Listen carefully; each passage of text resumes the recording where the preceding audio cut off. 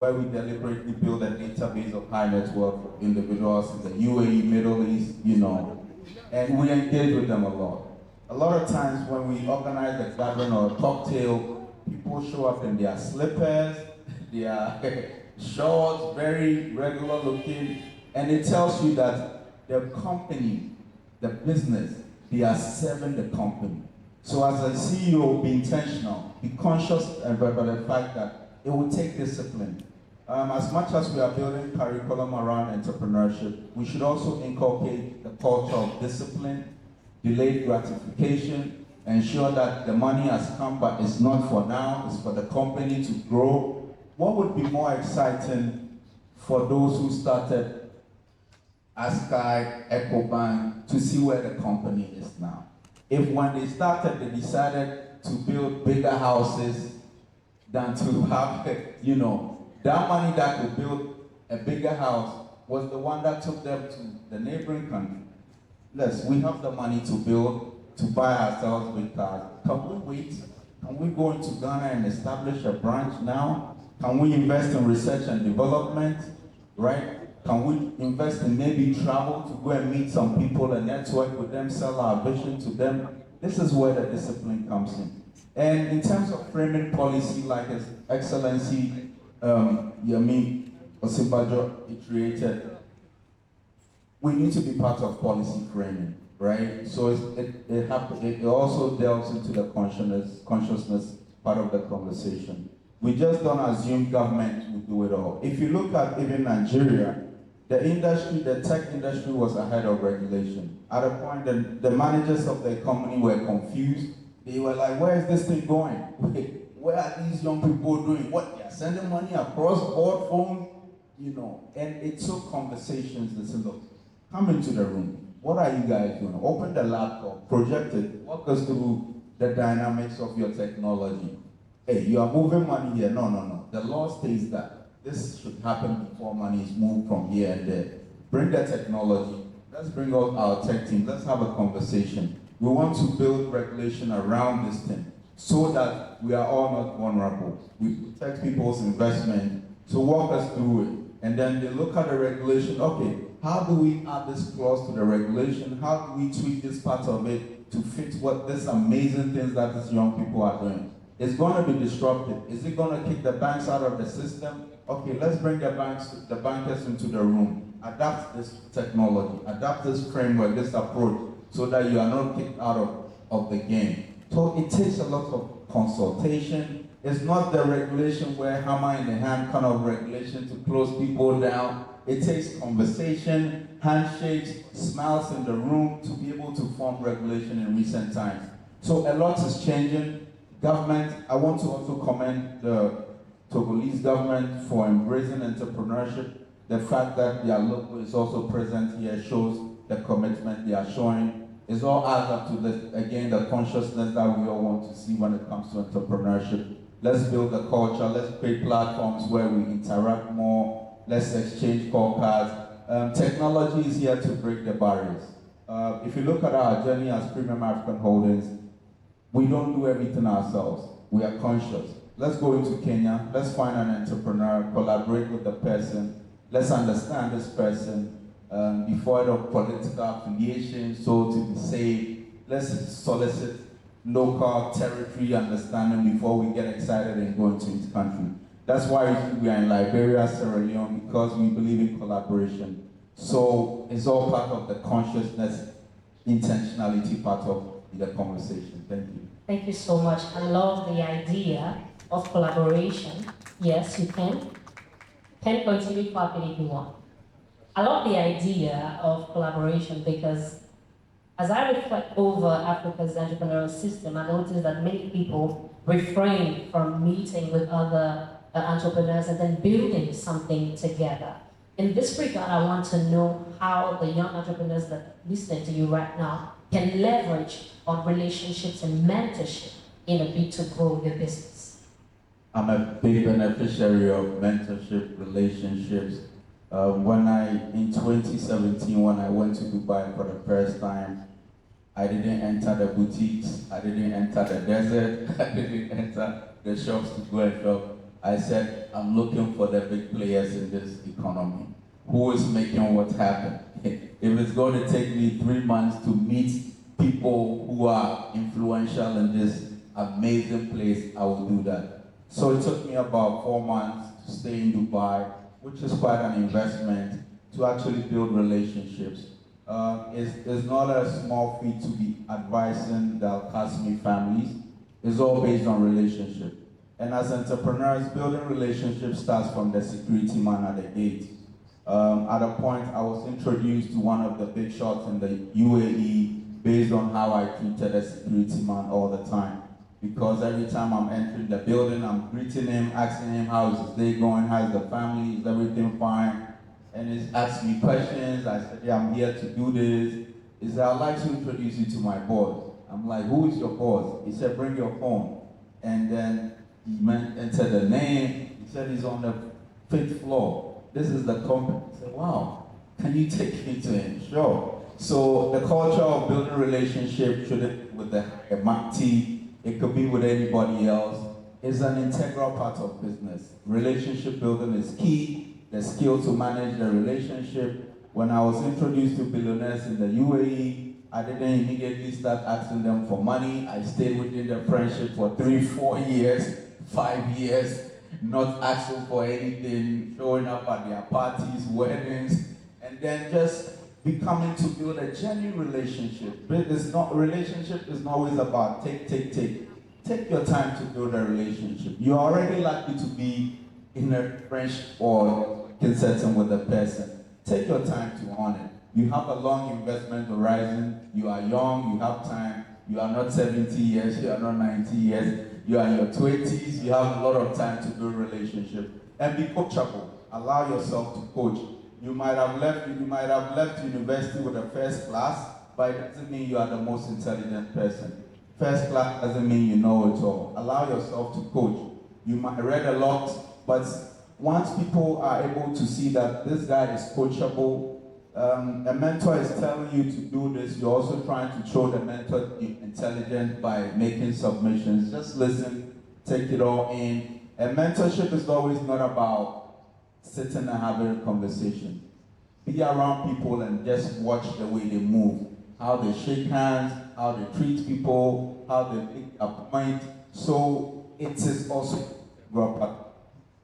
I have been introduced to people and they said, how did you meet this person? He called this morning and said, come and, have a meeting with us. And I said, well, this is fine, So it is very important. And as young people, one thing that I also want to advise is that accountability. When you start a business, look for maybe an uncle who is difficult. He will tell you in the face. Put him on your board. Send a report to him. When I started Premium African Holdings, I didn't have a board, but I created an email called board@Premium African Holdings, right? And then I'll be sending my reports to the imaginary board so that I build a culture of reporting people and then accountability. So that when even people come and look at your board reports, structure and history, they see discipline. They understand that you started from here, this is where you're going. So allow yourself to be accountable. A board of advisors or directors shouldn't have to be, it can be even among your friends. Look for friends who is a major critic. Ask for him, he'll critique everything. Put it on the board. Find somebody from the church, a cousin, even like I said, an uncle who is difficult. Put him on the board. Solicit for unbiased opinion. It guides you, it shapes your journey, because you don't want people to tell you exciting stories other than the hard truth. The truth can be painful, but it will allow you to avoid a lot of mistakes. As young people, there's something called corporate governance. You don't always have to come into these rooms to learn. YouTube is there. Type what is corporate governance. If you don't have a reading habit, just type it whilst you are ironing your clothes to go out. You are listening, you are in the shop, you are listening to some of these topics. And by the time you realize, give yourself 100 or 90 days, by the time you realize you become something very, very formidable. It's not easy. When people say they want to mentor you, we mostly don't have that time. So just when somebody says, I'm your mentor, if you send a message and you don't get replied, don't feel like, why hasn't this person replied me? I will send WhatsApp message to some people, it takes 2 bucks to come back. I don't complain. Sure, I understand you're busy, So these are some of the character traits that as young entrepreneurs, particularly in Africa, we have to adapt to help us, accelerate our growth. Thank you. Thank you so much, and we're learning a lot here. You mentioned that when you met billionaires in the UAE, you refrained from asking them money, and you refrained from immediate gratification. But right now, one of the greatest hurdles entrepreneurs are faced with in Africa is funding. How best can they tackle funding issues?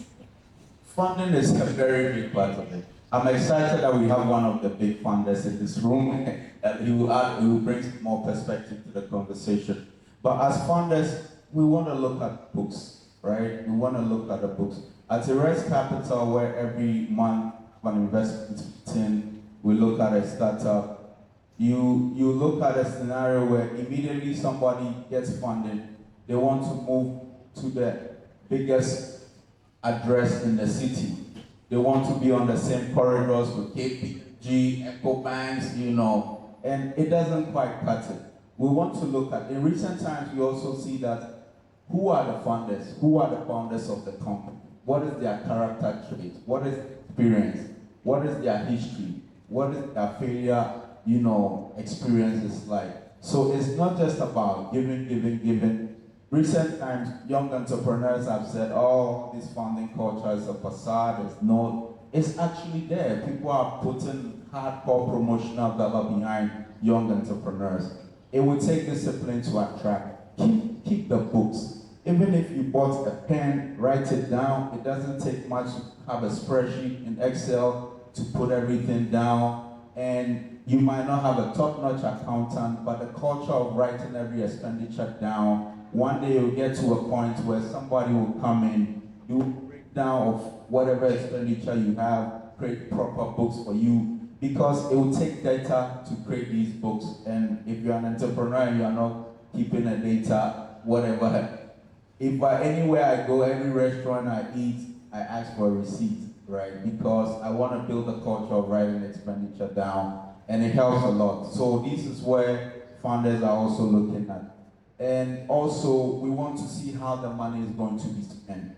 Are you immediately going to gratify yourself with a big car? Are you going to invest correctly? Are you moving from where you are to another place? It takes a certain, regimen to make those decisions. So now, like Timbuktu is here, Africa Nunya is here. Get into these spaces.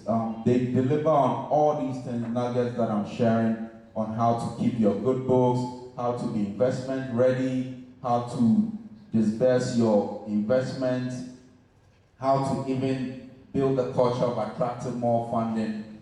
Once you raise your first fund, how you spend the first round of funding is also critical to attracting more. So there's a lot of discipline that comes to it.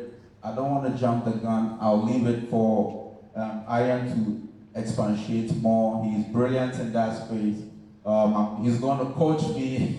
I'm about to launch an Africa-focused fund with some people in the UAE who would like to get perspective. We don't assume we know it all. The culture of being coachable, even at any level, is very critical. So this room will deliver on that funding conversation. Like I said, I would want to hone on the financial discipline part of it. Is the bedrock of everything that you want to do. So that is it.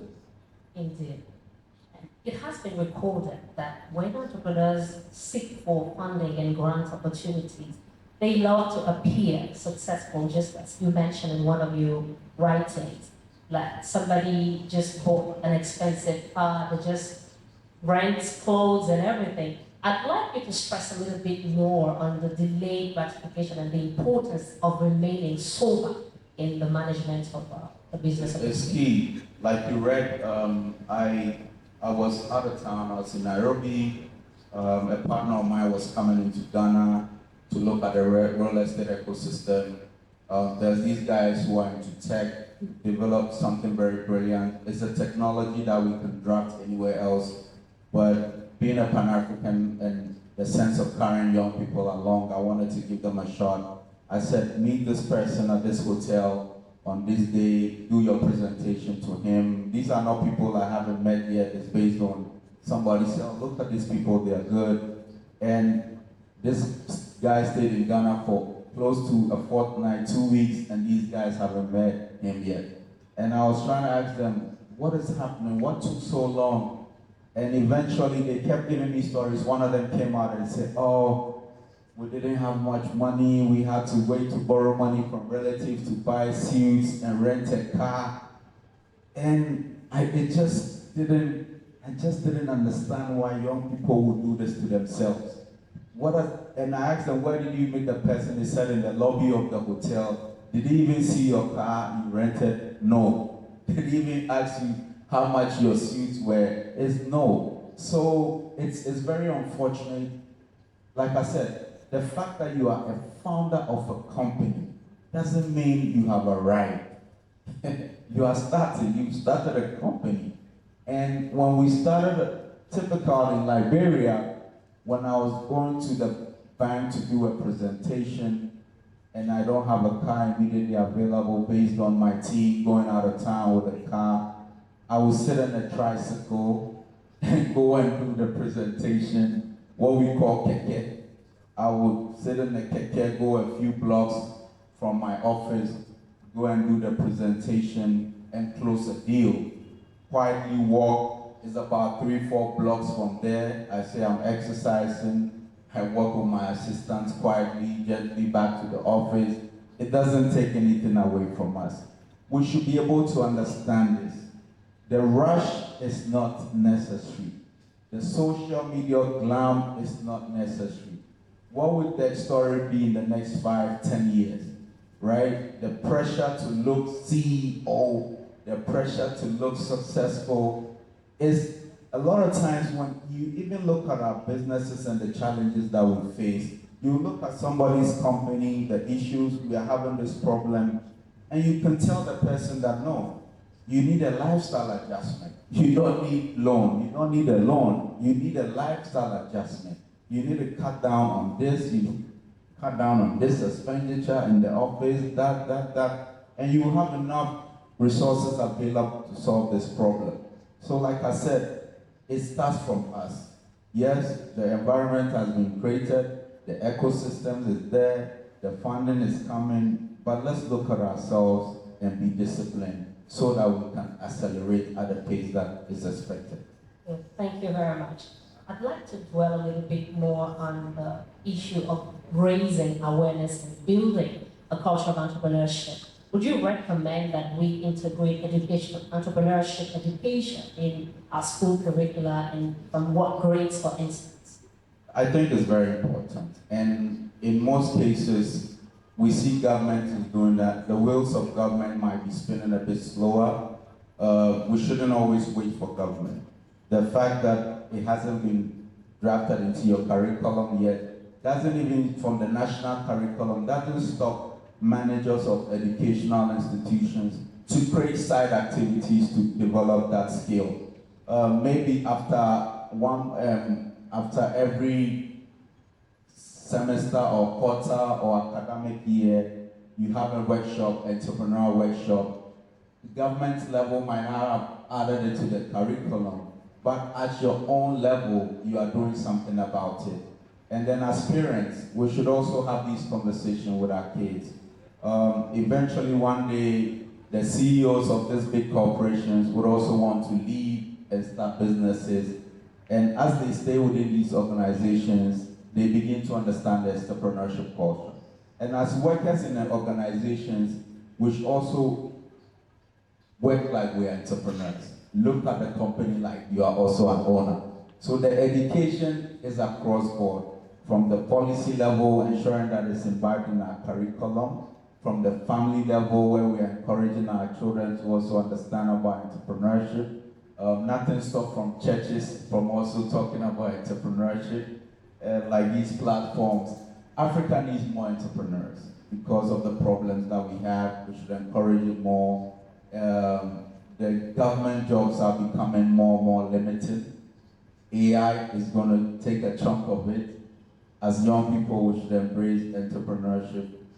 Schools should also use AI to teach entrepreneurship to their students. It will make it much more easier so that we can integrate all these things. So through text messages, educational institutions can send in messages. It's a conscious effort. That's why this theme for this gathering resonates so much with me. So education-wise, yes, we should add it to our curriculums. If it's not happening immediately, we should find smart ways to get it to disseminate into our systems so that we all become entrepreneurs in a sense. Indeed. And on this note, I want you to ask you one last question, and it is your view about Africa's economy in the next 5 years. It's gonna happen. If we look at the conversations over the last week at the African Union gathering, I'm seeing more commitment. The appetite is there.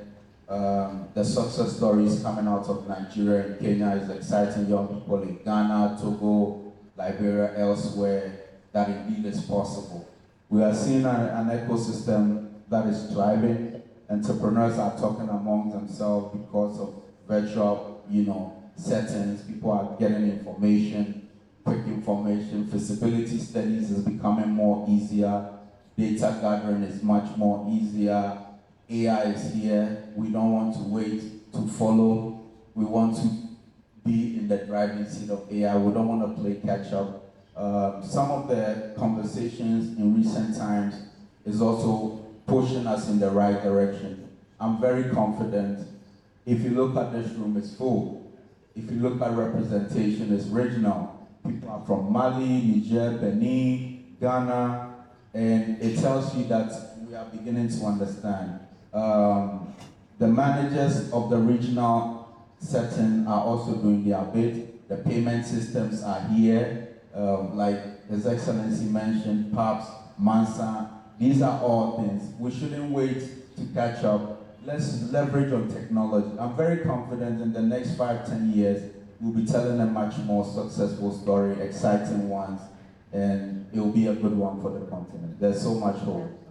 Definitely. I'd like to thank you very much, sir, for taking your time to share your experiences, expertise, as well as your hopes for Africa's economy. Thank you so much, and everybody, thank you for listening. Thank you. Merci beaucoup.